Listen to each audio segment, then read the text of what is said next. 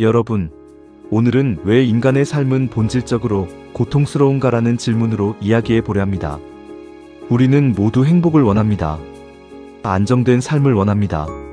사랑받고 싶고, 인정받고 싶고, 평화롭게 살고 싶어 합니다. 그런데 인간의 삶은 왜 이렇게 불안하고 고통스러울까요?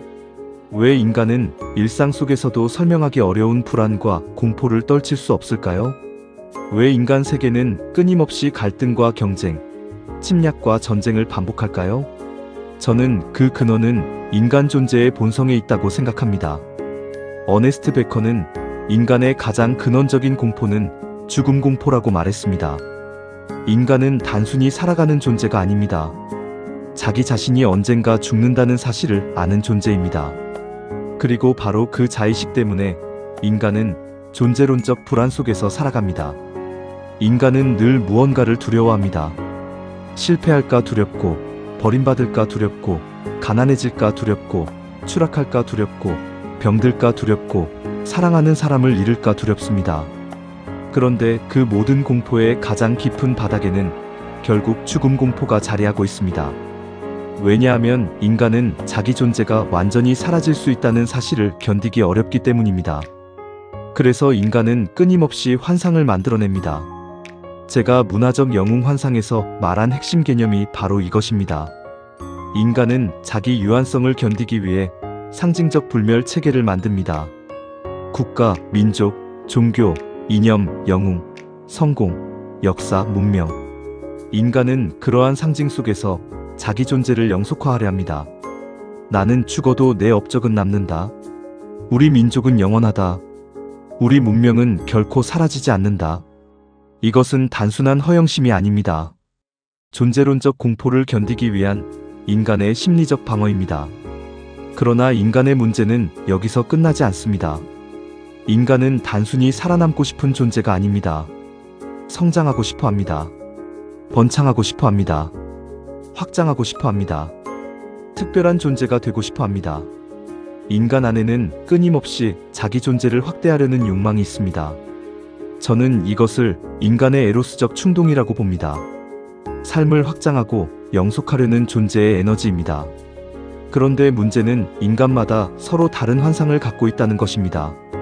어떤 인간은 종교 속에서 불멸을 찾고, 어떤 인간은 국가 속에서 의미를 찾고, 어떤 인간은 돈과 권력 속에서 자기 존재를 증명하려 합니다.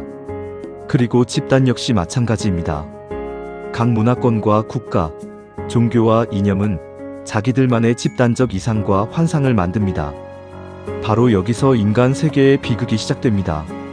왜냐하면 서로 다른 환상은 서로 충돌하기 때문입니다. 내가 최고라고 믿는 순간 타자는 쓰러뜨려야 할 경쟁 대상이 됩니다. 우리 민족이 최고라고 믿는 순간 다른 민족은 위협이 됩니다. 우리 종교만 진리라고 믿는 순간 다른 종교는 제거 대상이 됩니다.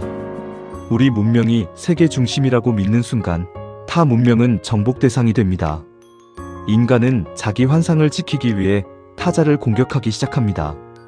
그리고 그 결과가 침략과 약탈, 전쟁입니다. 그러나 가장 비극적인 것은 그 전쟁의 희생자가 대부분 힘없는 민중이라는 사실입니다. 백성들, 국민들, 평범한 사람들. 지도자는 영광을 말하지만 죽는 것은 민중입니다. 제국은 위대함을 말하지만 고통받는 것은 약한 사람들입니다. 저는 인간 역사의 수많은 비극 뒤에는 집단적 불멸 환상이 있었다고 생각합니다. 왜 사람들은 카리스마적 지도자에게 열광할까요? 왜 군중은 강한 권력 속에서 황홀감을 느낄까요? 심리학적으로 보면 이것은 전이입니다. 민중은 자기 불안과 희망을 지도자에게 투사합니다. 지도자는 단순한 인간이 아니라 집단의 불멸 욕망을 대신 수행하는 상징이 됩니다. 그가 우리를 위대하게 만들 것이다. 그가 우리를 구원할 것이다. 그러나 많은 경우 지도자의 카리스마는 실제 힘이라기보다 민중이 만들어낸 집단적 환상의 투사에 가깝습니다. 군중은 자기 희망을 지도자 속에서 보고 싶은 것입니다. 저는 스티브 잡스의 오이디푸스 전이에서도 이러한 인간 구조를 설명하려 했습니다. 스티브 잡스 역시 어린 시절 버려짐의 상처와 존재의 불안을 안고 살았습니다. 그리고 그는 창조적 영웅성을 통해 자기 존재를 극복하려 했습니다. 혁신과 창조를 통해 자기 존재를 영속화하려 했던 것입니다. 하지만 아무리 위대한 인간도 죽음을 피할 수는 없습니다. 그리고 바로 그 점이 인간 존재의 비극입니다. 인간은 영원성을 갈망하지만 현실은 유한합니다. 그래서 인간은 늘 불안과 상실 속에서 살아갑니다. 이러한 구조 때문에 인간의 삶은 악순환에 빠지기 쉽습니다. 먼저 죽음을 인식합니다. 불안을 느낍니다. 자기만의 환상을 만듭니다. 그 환상을 절대화합니다. 다른 환상과 충돌합니다. 갈등과 경쟁이 생깁니다. 침략과 전쟁이 발생합니다. 그리고 다시 고통이 반복됩니다. 저는 이것이 인간 문명의 가장 근원적인 비극 구조라고 생각합니다. 그렇다면 인간은 어떻게 살아야 할까요? 저는 먼저 인간 삶의 고통이 단순한 개인 문제만이 아니라 인간 존재의 이러한 본성에서 비롯된다는 사실을 이해해야 한다고 생각합니다. 인간은 죽음을 아는 존재입니다. 그래서 늘 불안한 존재입니다. 그리고 끊임없이 의미를 갈망하는 존재입니다. 이러한 인간 안에는 성장하고 번창하려는 욕망이 존재합니다. 그 욕망 자체는 잘못이 아닙니다. 고통은 인간이 자기 환상을 절대화하고 타자를 제거해야 할 대상으로 보기 시작할 때 발생합니다. 그래서 인간은 서로를 이해하려는 노력이 필요합니다. 왜냐하면 우리 모두는 같은 불안을 가진 존재이기 때문입니다. 기독교는 사랑과 용서를 말했습니다. 불교는 집착의 내려놓음과 자비를 말했습니다. 유교는 조화와 인간관계의 윤리를 강조했습니다. 물론 종교 역시 또 다른 문화적 환상일 수 있습니다. 하지만 그 안에는 인간 갈등을 줄이고 서로 공존하려는 지혜 역시 담겨 있습니다.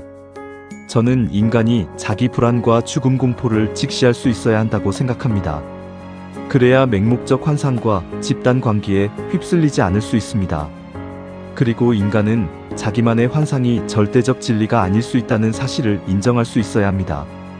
그럴 때 우리는 서로를 적으로만 보지 않고 같은 불안과 유한성을 가진 존재로 이해할 수 있습니다. 그래서 저는 마지막으로 이런 말을 드리고 싶습니다. 인간 삶의 고통은 완전히 사라지지 않을지도 모릅니다. 왜냐하면 인간은 죽음을 아는 존재이고 동시에 영원성을 갈망하는 존재이기 때문입니다. 우리는 인간 존재의 이러한 본성을 이해하고 서로의 불안과 상처를 이해할 수 있어야 합니다. 그러면 적어도 서로를 파괴하는 것이 아니라 서로를 돕고 조화롭게 살아갈 수 있을 것입니다. 그리고 어쩌면 그것이 유한한 인간이 도달할 수 있는 가장 성숙하게 살아가는 모습일지 모릅니다.